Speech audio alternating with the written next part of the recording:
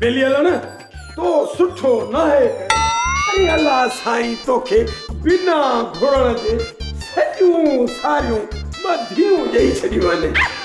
यारियूं नारियूं गुलनि जहिड़ियूं दिल वारियूं मन ठारियूं गुल गुलज़ारियूं थोड़ियूं सेबियूं ॾेई छॾियूं आहिनि तोखे धीअ। अरे होश में तो आई। अरे कीड़ा पे हवाला कटी पोइ विरासत सही छो न कई? हाँ अरे मुंहिंजी ज़ाल वरी टोनी खे ॾेई छॾी छो? मूंखे के 2-3 सालूं छा लुड़ी हल हवाले न कट। हलंदो त आहियां। कहिड़ो मुंहिंजो पेट्रोल ख़र्च थो थिए जो मां नाला टोनी रांदि खटी वियो थी न। नूर मिठे जो कसम अचे कॾहिं पावली मुंहिंजी ज़ाल हुजे न मां त ॼाणी वाणी रांदि हाराए तोखे खटरायां। बस कर हवाली।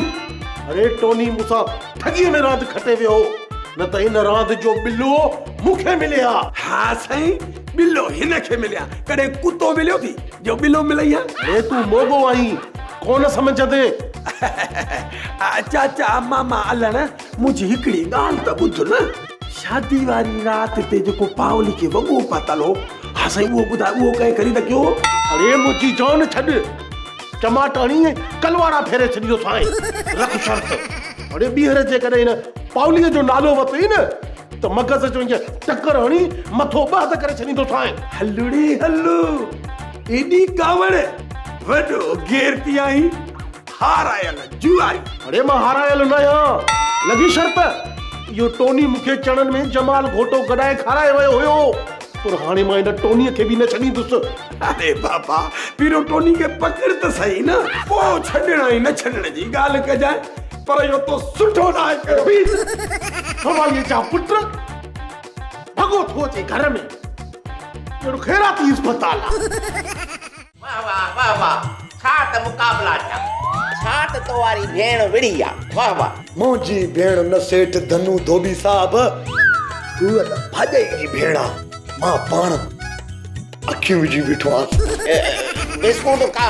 जी जी खायां थो। मश्किरन जो गोठ थई मश्किरन जो गोठ थई मश्किरन जो गोठ थई मश्किरन जो बिस्कुट खाए कोन थो।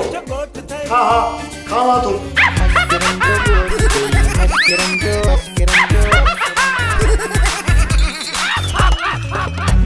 बिस्कुट खाई वे हाणे चांहि त पीउ न।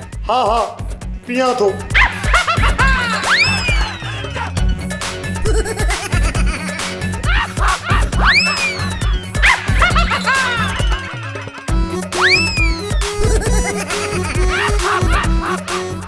सोप सीरियल मश्करन जो गोठ सीज़न 2 जा तमाम एपिसोड्स ॾिसो हाणे HD क्वालिटीअ में। विज़िट करियो असांजो YouTube channel Sindh TV HD drama.